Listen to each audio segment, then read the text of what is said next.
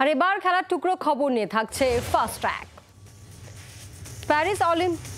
Paris প্যারা অলিম্পিক্সে পদক জয়ী ভারতীয় ক্রীড়াবিদদের জন্য পুরস্কার ঘোষণা করেছেন ক্রীড়ামন্ত্রী মনসুখ মান্ডাভিয়া।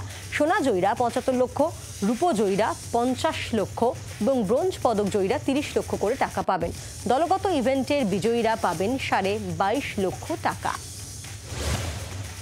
এবার আরজি কর কাণ্ডের প্রতিবাদে সরব হলেন ইন্টারকন্টিনেন্টাল কাপে ভারত সিরিয়ার ম্যাচের দর্শকরা।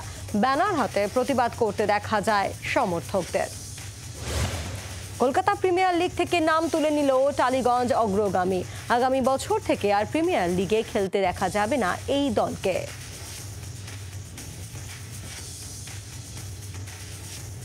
স্পোর্টস ২৪ এখানেই শেষ করছি। দেখতে থাকুন জি ২৪ ঘন্টা। বাংলার আওয়াজ, বাঙালির আবেগ, জি ২৪ ঘন্টা।